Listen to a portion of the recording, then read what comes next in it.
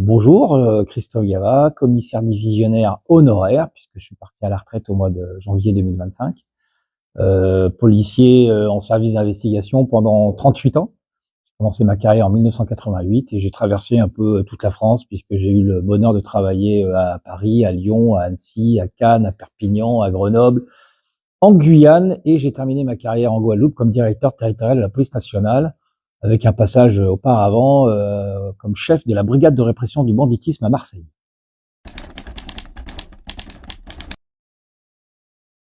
Une rencontre, parce que notre métier est avant tout un métier de rencontre, et la première, c'est celle de Jérôme Buil, qui participe à l'association Casti Festival. Et Jérôme est un collègue de promotion de commissaire de police, la 54e promo, la promotion Claude Érignac, et Jérôme m'a gentiment contacté en me disant: est-ce que tu voudrais bien venir à Castillonnès pour être le parrain de notre premier festival du livre? Et j'ai accepté avec bonheur, d'autant que je ne connaissais pas la région et que c'était un bon moyen pour la découvrir.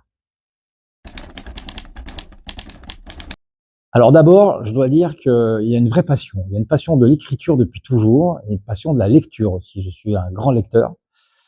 J'ai pour habitude de raconter que mon papa cachait les San Antonio, Monsieur Frédéric Dard, dans les toilettes, et j'ai découvert San Antonio, je devais avoir 16 ou 17 ans. Et je suis tombé amoureux de cette littérature policière un peu étonnante, et du personnage aussi. Je me suis dit, un jour, je serai commissaire divisionnaire comme San Antonio. Voilà, ça finit par arriver. En même temps, c'était à l'époque des feuilletons télévisés à la télé, les Starsky et Hutch, etc. Et j'avais pour habitude aussi de dire que je voulais être Starsky et Hutch. Je voulais pas être que Starsky ou que Hutch, je voulais être les deux. Voilà, le grand brun frisé rigolo, le petit blond beau gosse, parce qu'il vivait des histoires formidables de fraternité et de fraternité d'armes, et aussi en résolvant des enquêtes et en rendant service aux gens. Et je crois que notre métier est avant tout un métier tourné vers les autres, vers l'humain. Et à force d'avoir vécu des choses assez étonnantes dans ma carrière policière, je me suis dit, tiens, t'es peut-être maintenant légitime pour écrire ce que tu as vécu. Je pensais un peu bêtement qu'il fallait être légitime pour écrire. Ce qui j'ai appris depuis que j'écris, ça fait maintenant une dizaine d'années, un peu plus, que j'écris. J'ai appris qu'il n'y a pas de problème de légitimité. Il y a juste une façon de raconter les histoires. On est tous légitimes parce qu'on vit tous des histoires d'amour, des histoires de famille, des histoires de vengeance, des histoires de sport. Voilà. Donc, il n'y a pas forcément besoin de légitimité. Moi, j'ai attendu un événement marquant dans ma vie. Une fois que j'ai vécu cet événement, je me suis dit, ça y est, je suis légitime à écrire, et je me suis lancé dans l'écriture. J'ai commencé par écrire des livres témoignages, justement. Et petit à petit, je me suis tourné vers la littérature policière, et j'ai commencé par raconter mon vécu.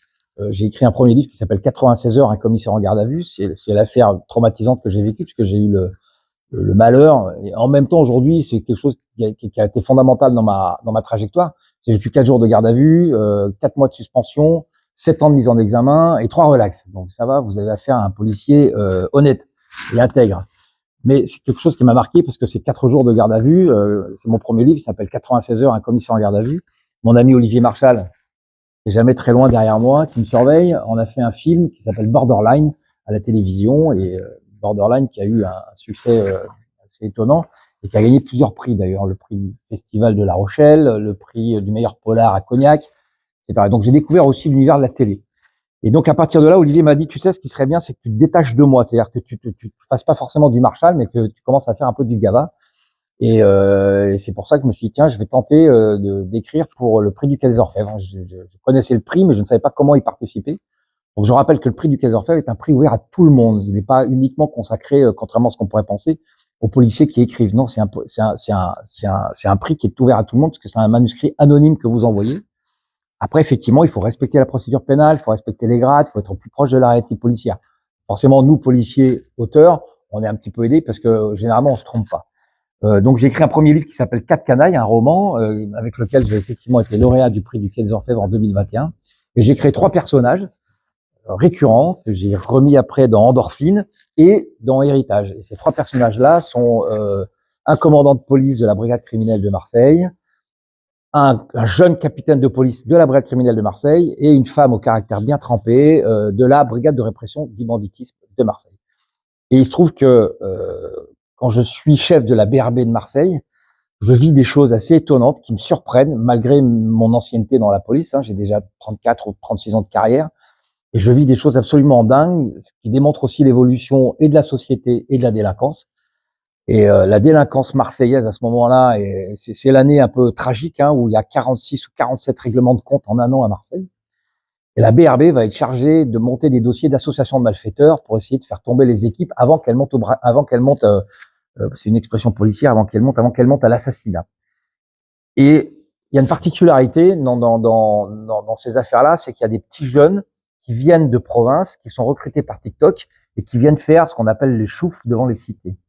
En fait, ils tombent dans un piège. Ils ne le savent pas, mais ils tombent dans un piège. Ils sont persuadés qu'ils vont être payés 100 à 150 euros jour d'aide d'impôt. Donc forcément, ils trouvent ça très alléchant. Quand on a 16, 17 ans, 18 ans, on trouve ça très alléchant. On vient, on descend à Marseille. En plus, la ville est belle, elle est étonnante. Sauf qu'ils se retrouvent prisonniers des réseaux de stupes qui les font mariner, qui les font travailler, et surtout après qui les font prisonniers. Ce que les gens ne savent pas, c'est qu'ils les font prisonniers et qu'ils les obligent à travailler pour eux, et parfois sous la violence, en recevant des coups. Et l'héritage, c'est ça raconte l'histoire d'un petit gamin, qui se prénomme Diego, qui va être pris sous la coupe d'un réseau de stupéfiants, et qui va être enlevé, séquestré par un autre réseau, et subir des violences absolument dégueulasses, chose qu'on vivait pas quotidiennement à la BRB à Marseille, mais pas loin. Et les flics de la BRB de Marseille vont tomber en empathie avec ce gamin, qui est orphelin, et ils vont décider de l'aider à s'en sortir, de l'écarter des réseaux de stupéfiants. Simplement, les réseaux de stupéfiants vont pas être d'accord, et ça va être un peu une chasse à l'homme de la part des réseaux de stupéfiants d'essayer de récupérer ce gamin, et les flics de la BRB qui vont tout faire pour le protéger. Donc, Héritage, Héritage raconte, si vous voulez, on coupe et puis on reprend après. Donc l'héritage raconte l'histoire d'une transmission en fait, hein, d'une transmission d'un vieux policier qui transmet son savoir-faire policier auprès des jeunes gamins. C'est l'histoire auprès des autres policiers, pardon. C'est l'histoire moi je trouvais ça rigolo au moment où je partais à la retraite d'écrire un bouquin qui s'appelle Héritage. C'est une façon de dire voilà ce que j'ai vécu, voilà ce que j'ai traversé, voilà ce qu'on vous laisse. Débrouillez-vous avec tout ça. On a essayé de faire de notre mieux possible. Voilà ce en quoi on croit aussi. Et c'est la raison pour laquelle j'ai donné comme titre Héritage. Il y a toujours quelque chose qui me plaît dans mes bouquins, c'est que je fais toujours en sorte de choisir des lieux assez étonnants pour terminer l'histoire. Dans Cap Canaille, c'est le Cap Canaille. Alors beaucoup de gens ne savent pas ce qu'est le Cap Canaille. Le Cap Canaille est un cap qui se jette dans la Méditerranée entre Cassis et La Ciotat, qui fait 390 mètres de haut et qui est connu des Marseillais pour les règlements de compte, pour les rendez-vous adultérins et pour les gens qui veulent se suicider. Je fais en sorte que dans le Cap Canaille, il y ait un petit peu tout ça. Dans Endorphine, ça se termine sur l'île de Porquerolles, voilà, qui est quand même pas très loin de Marseille. Il faut 45 minutes pour aller à l'île de Porquerolles et c'est un site qui est vraiment majestueux. Et dans Héritage, j'ai choisi de terminer l'histoire sur un bac qui s'appelle le bac de Barcarin, qui permet de passer depuis Saint-Louis-du-Rhône à la Camargue. Peu de gens le connaissent, ce petit bac, ça coûte 5 € pour traverser le Rhône, et c'est assez étonnant, et j'étais tombé amoureux et de la Camargue, donc tout tourne autour d'un mas, qui dans l'histoire s'appelle le mas héritage aussi, parce que la personne qui l'a reçu en héritage. Voilà, donc, et je me suis rendu compte en écrivant ce bouquin d'ailleurs, qu'on est tous l'héritier de quelque chose, que ce soit un héritage matériel, psychologique, financier, de filiation spirituelle aussi, voilà, donc c'est la raison pour laquelle j'ai intitulé ce bouquin Héritage.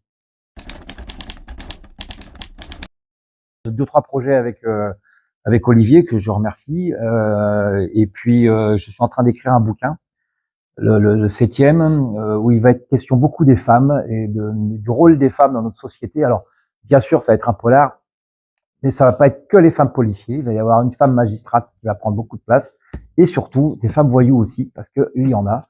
Et je tenais à montrer ça. Et c'est vrai qu'en ayant travaillé sur du grand banditisme, je me suis rendu compte souvent qu'il y avait encore une histoire d'héritage, une transmission de père à fille.